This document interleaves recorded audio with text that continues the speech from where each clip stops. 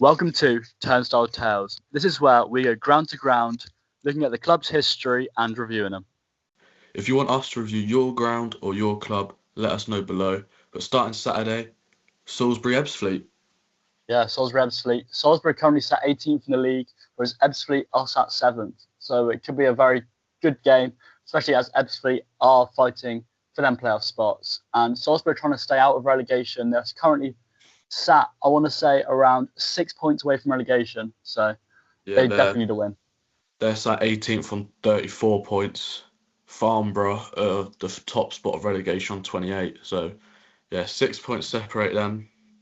And the teams below them have got a game in hand on them. So They do. between them and relegation. So but Bath City, who are below them, they've got 3 games in hand over them. Yeah. So Salisbury can't afford to lose Saturday. They need to. Back in October, last year, on the returned fixture, Ebbsfleet came away with a 2-0 win over Salisbury. Yeah. So I'm sure they'll be coming back to Salisbury on Saturday, looking to get the double.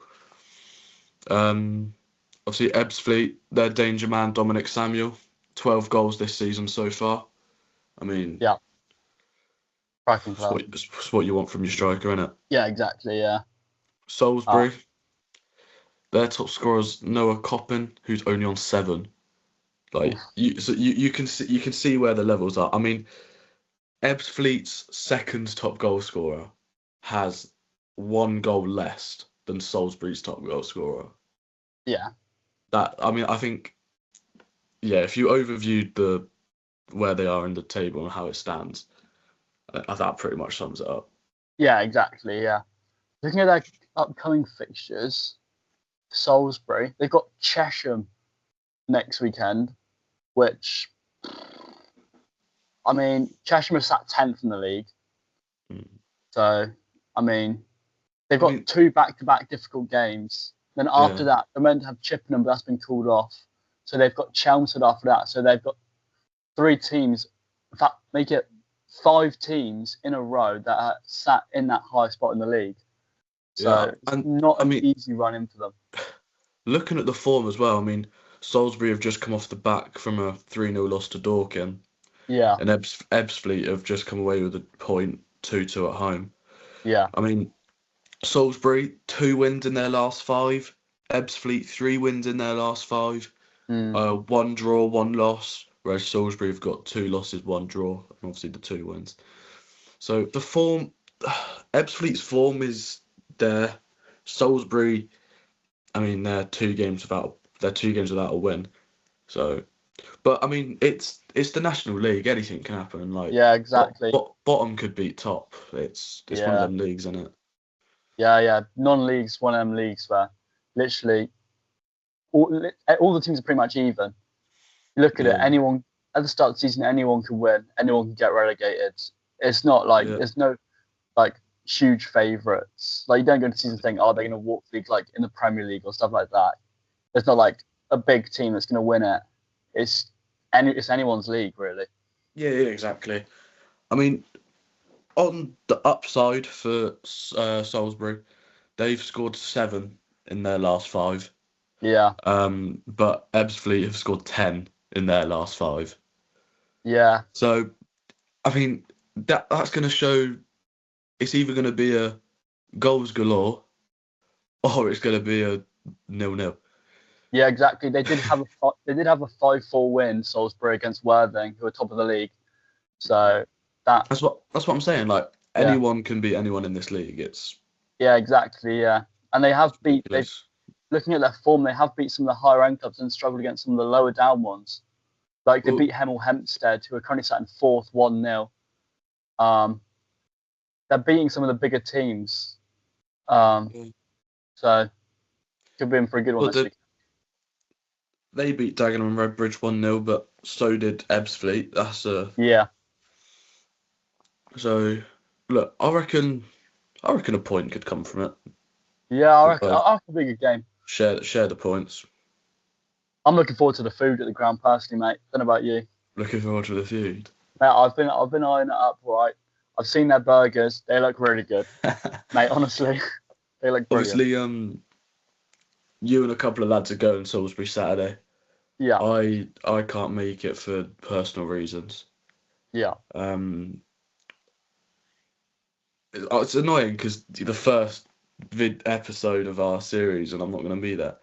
But There's plenty more to come, mate. Don't worry. And yeah, there will be. we might revisit it at some point. Like if it makes us a bit good one, we might Yeah. go back there later on in the season, looking at the fixtures. Obviously, They've got some good games later on in the season up there. Like they've got Maidstone at home. Like they've got some good games coming up. During the February half term, I might chuck myself along to Maidenhead. Maidenhead play Salisbury at home on a Tuesday night. Yeah, that'd be But then also Slough have Salisbury. Slough host Salisbury as well. Obviously we've got a few links to Salisbury with people we know and stuff. Yeah. But that's also.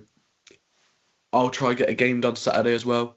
Obviously, I'll try get my local Newbury Town. That's a 2:00 kickoff, I think, Saturday. So I can try get that done, and then sort of get back in time for what I need to be home for. Yeah. But, Salisbury, obviously, 3:00 on Saturday at home. Yeah. I think Salisbury seem to have good attendance as well. To be fair, they do have good attendance. Their support seems to be. Yeah, I was looking at tickets, and to be fair, it looks pretty full.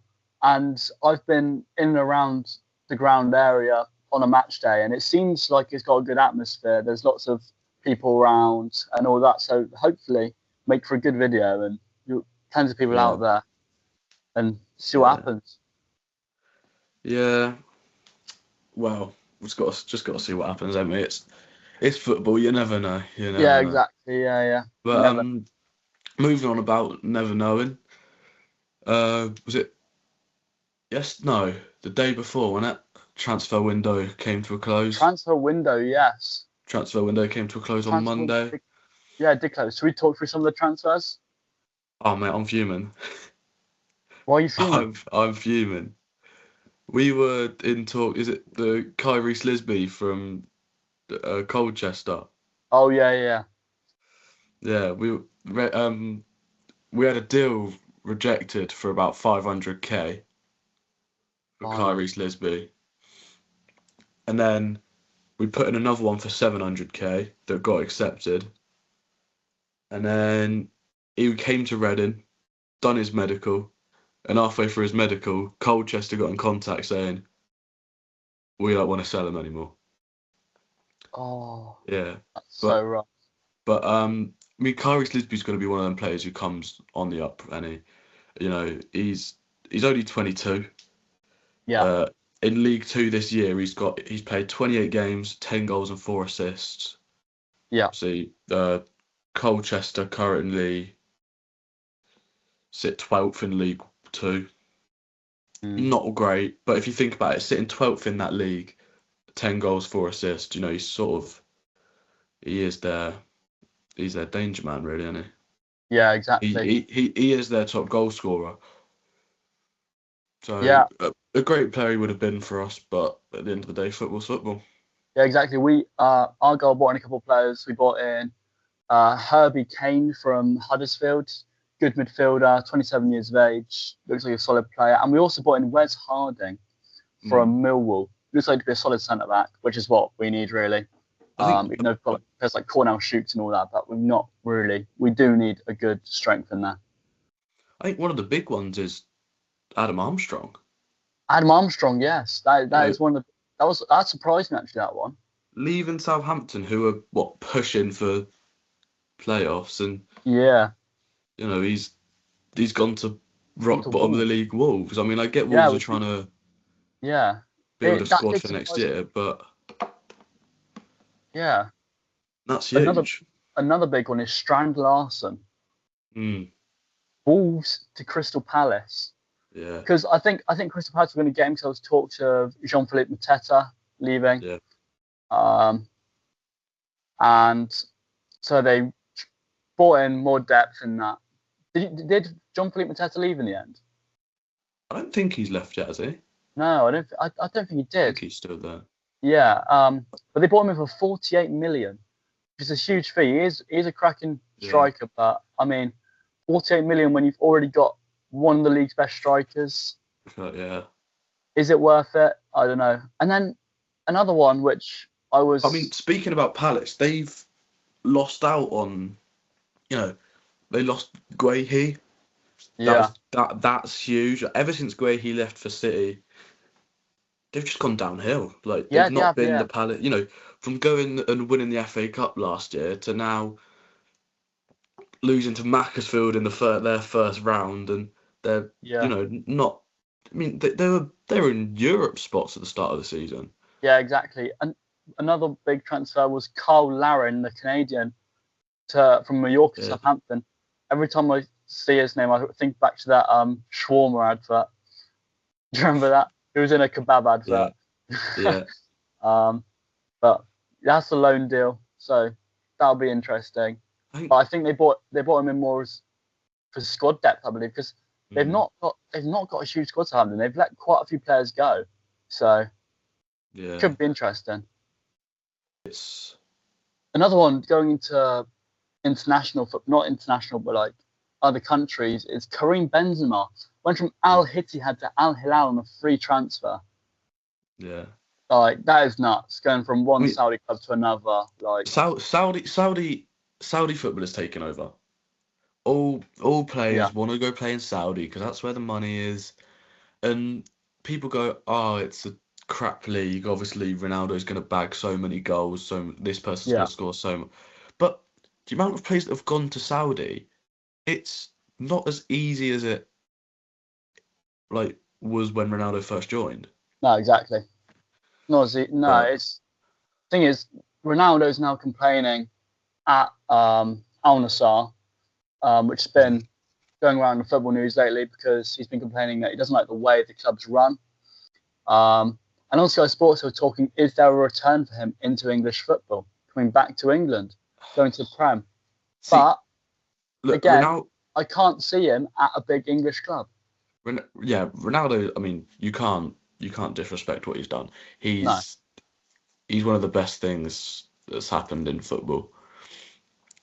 But I don't think he'd do it in the Premier League anymore. No. I just can't see him coming back to England and having a Ronaldo season. No, he just won't have it. He'll be a championship level player playing in the Premier League. I mean, what can you expect? I mean, at his age, what is he? 30? 34? Yeah. Something like that, yeah. I mean, you're not going to be the player he once was, but I just don't think a Prem move would be right for him. Yeah. Talking of that, lots of players now are going to the MLS rather than. So looking at like Messi, Luis Suarez, Sergio Busquets, Jordi Alba going over to the MLS. I think that's a big one. I feel like it's a lot better style of football than Saudi Arabia. I just feel like it's a lot more skillful, and it's a lot more in America. There's a lot more young players coming through, rather than looking at like Saudi Arabia, where it's lots of older players retiring over there. I remember I was out in New York a couple of years ago now, and it was when Messi first signed over in for Inter Miami, and they're playing in New York. They're playing against New York Red Bulls, or New York City, one of the two. And out there, everyone was wearing Messi shirts, and you think, I never associated, like when you're out there, you never saw football shirts being worn. It was all baseball or American football and that. And now you go over there, and it's just Messi shirts, Inter Miami shirts, and it's like. But like that's the thing, like Inter Miami were a club before Messi. Yeah. I didn't see a single Inter Miami shirt before Messi went there. No, I didn't see a single Al Nassr shirt before Ronaldo went there. No. But it's the same. Would we have seen as many Real Madrid shirts if Ronaldo wasn't there? Would we Yeah, have seen as many Barcelona shirts if Messi wasn't there? It's yeah, the impact players have on clubs. yeah, exactly. Yeah. And I mean, football's just all about the money now, isn't it, really? Oh yeah, absolutely. Yeah, it's ridiculous. Ronaldo's what on like 500K a day, is it, or something stupid? Yeah. Well, I saw something on Instagram the other day, actually, and here's a question for you. And let me know in the comments as well what you'd do. Would you rather a contract at Wrexham where you're guaranteed to start every game and you earn £1 million a year, Yeah. or play for United but you're not guaranteed game time, but you're earning £3 million a year? I think that's a tough one because I feel like lots of people would go, "Oh, I'll go to United." You don't have to play loads, and you're getting big amounts of money. And If you look it's at and if it's United. if you're looking at the money, you, you're laughing really. But if you're Yeah. doing it because you love football, if you love playing football, you would want to go to Wrexham and get game I time. think it depends on what stage of the career you're at. Yeah, Like as a kid, you wanna play football. So I yeah, think, correct me if I'm wrong, but start of your career, you'd go Wrexham, play in every yeah, game, get in a meal, you're happy. yeah, Middle of your career, go to United, sit on the bench, and get 3 mil. yeah, You're happy. Just before you retire, I mean, I was about to say you drop down the leagues, but Wrexham are only in the Championship pushing for Premier League, which Prem, yeah, we'll come on to in a minute because that's incredible. yeah, But like when you're coming to retire, dropping down to Wrexham, you've earned your money at United, you get your game time, and you just fill your pockets up that little bit extra yeah. at Wrexham again. But I think it's one of them. It just shows that football is just about money, and people don't, It is about when money. but when you're watching football now, you can look at players and go, yeah, he's here because he wants to play football, or He's here for the money. he'd be playing better if he was getting paid more. Yeah, You can tell the difference. yeah, exactly. Yeah, Look, it's but ridiculous. the Wrexham story is just Oh, it's a joke. insane. Yeah, It's insane. I saw something the other day again on Instagram saying a few years ago, Wrexham National League winners. Same year, West Ham United won the Conference League. yeah. Now, West Ham are battling for relegation in the Prem, while Wrexham are battling to get promoted Promotion to the Prem. is a Prem. It's Mental. it's ridiculous. Yeah, Like people are going, oh, money, money, money. Yes, money. But there's not been a standout record. They've broken their record fee, but there's not like, no, Birmingham City spent more than them last year, I they think. spent what 14 mil on Jay Stansfield, I believe Birmingham did. Yeah. And And yeah, it's like, they got promoted from League One, but in the Championship, they're not, Wrexham are, I mean, look, don't get me wrong, the atmosphere at Wrexham is there only because of their story. Because yeah, when I went to a Wrexham game back when they're in the National League, yeah, before the Reynolds and McElhenney takeover, yeah, and you could probably count the amount of people there. yeah, And then I went again with Reading in League One last year when we played them away. Got absolutely smashed 3-0. It was a horrible day. But it's full. yeah. It was probably like a completely different atmosphere. And it's but then people go fake fans only there because Reynolds, McElhenney were only there because they've been promoted. Yes, but the commitment, by the way, when Wrexham came down to Reading, it was on a Tuesday night, so midweek, 8 o'clock, and they sold our away end out pretty Yeah, much. And it's like when they're in non-league, that's not going to happen no, exactly. because No. you're sort of like, oh, it's non-league, I'm not going to fully commit. But when they push up a bit, you're like, yeah, you know what? We'll Yeah, start pushing them a bit more. I mean, I can't say about away travel because I haven't done an away game with Reading yet this year, and we're already No. halfway through the year. But I think that's a lot of financial problems as well. Yeah. So many fans are struggling to get to games because of financial problems. Exactly, and the ticket price keeps going up and up, and it's Because becoming unaffordable almost. I saw something the other day, when Brighton played United in the FA Cup, Yeah. apparently it was like 50 quid for a ticket on a Monday night, on a Monday night, on a Monday night, with no trains back to Brighton. Yeah, I remember. And There's it's been not. many times where I've tried to go up to Birmingham to watch Aston Villa play because I'm up in Birmingham quite a bit. And you look at ticket prices today, looking at 60 quid for a ticket, and it's not even a good seat. Nah, It's ridiculous. But then you also think, going back to that United Brighton game, surely the FA look at that and think, right, it's a long trip. We'll put Yeah, that on at the weekend. And maybe pick one of the shorter trips journeys. Because at the end of the yeah, day, United Brighton, it's a game we see twice a season, every season in the Prem. exactly. Why do you want that game televised? Yeah, You'd pick a big club against one of the smaller clubs yeah, absolutely. that don't have to travel a long distance on the Monday. On the Monday. You're joking. Or smash all the games out in one weekend. Yeah, And don't stagger it Friday, Saturday, Sunday, Monday. Do it. Maybe a couple on Friday, Saturday, Sunday. yeah, absolutely. Because you're just making it impossible for fans to travel.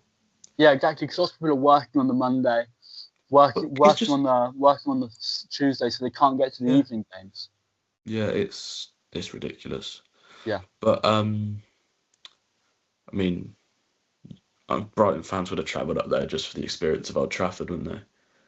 yeah, true. Yeah, They would have seen. Oh, not many people are going. I've never been to Old Trafford. Let's get a ticket. yeah, Let's experience it's, it. Obviously, I've experienced Old Trafford back a couple of years ago. Reading played them away in the FA Cup, got beat yeah, 3-1. But that's the thing for the lower league. That's what's so nice about the cup. Because even though we lost 3-1, it's one of the best days of my life. yeah, Like, seeing my club, because bear in mind, this was the same season we got relegated to League One. Seeing my club, who were struggling to score a goal in Championship, score at Old Trafford against United with the likes of Fernandes was on the pitch, Casemiro was on the pitch, Rashford was on the pitch, yeah, Maguire was on the pitch. They had Premier League players on the pitch, and we've been able to score against them. And like the excitement from the away end, it was like in the 80th minute we were 3-0 down. We knew we weren't going to win, but the limbs were just insane. yeah, exactly. And Yeah, that's what football's about. The lower league yeah, clubs getting to experience these, but money's just ruining it for the fans. it is absolutely. Yeah, And they're taking the experience away from fans that can't afford it. yeah, they are exactly. It is stupid. Football just became Yeah. a game of money. Um, and you look at lots of the older fans who have followed the club for generations when tickets used to be cheaper, and now they're not going to games anymore purely because of the prices. Yeah, But, exactly. yeah, Exactly. But speaking of Old Trafford and whatnot, obviously it's known as one of the best grounds in the country. yeah, Obviously we're a channel that are going to base ourselves on ranking grounds or whatnot. yeah. Favorite ground you've been to, least favorite, one you're most excited to go to. Okay, so my favourite, I think it's going to be Ashton Gate, Bristol City Ashton Stadium. Gate. It's a lovely modern stadium. Yeah. Good atmosphere. I was going to say the atmosphere at Bristol City's pretty good. I've been there. I've been there a couple of times now. Sat different places around the ground. Sat in the Bristol City end, and honestly, I think it is a lovely ground. I would definitely go back there. And definitely want to do it again. My least favourite has got to be Oxford's. Oxford.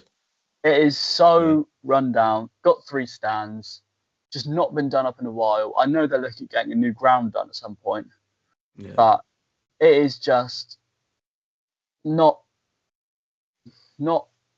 a good atmosphere at all.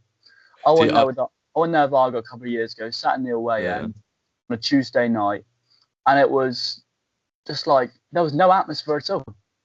No, I mean, hearing another club that's not Reading just disrespect Oxford makes my day. Yeah. I can't stand Oxford. Right. Yeah, and then the ground you're most looking forward to maybe going to over the series of us going to ground.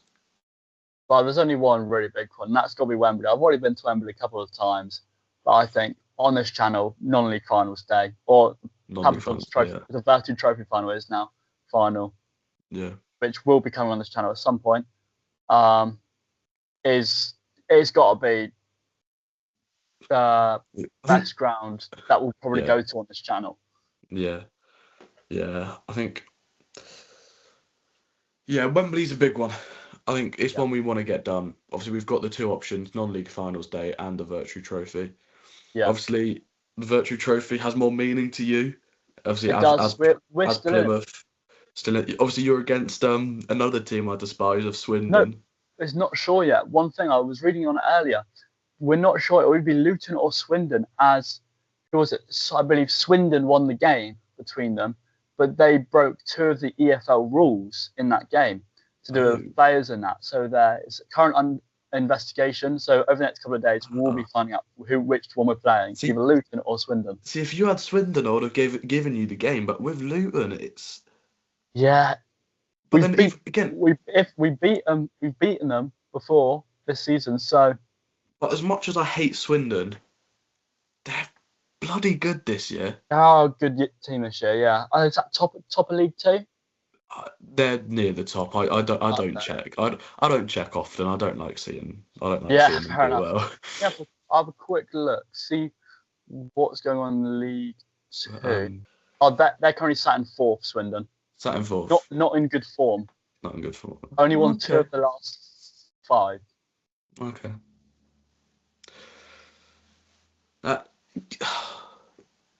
I don't want them to come up, but at the same time, I would quite like to play them in league. Yeah. I'm just excited to start going to games and getting these series out of the way, get them underway. Yeah. Perfect. And well, I hope you enjoy Sailsbury on Saturday. Hope you enjoy Newbury, mate. I will try. But anyway, that's been Turnstile Tales. Thanks for watching, and we'll see you next week when Ollie and the group go to Sailsbury, and I could possibly be going to Newbury. But that's it for now. Hope you enjoyed. Thanks for watching.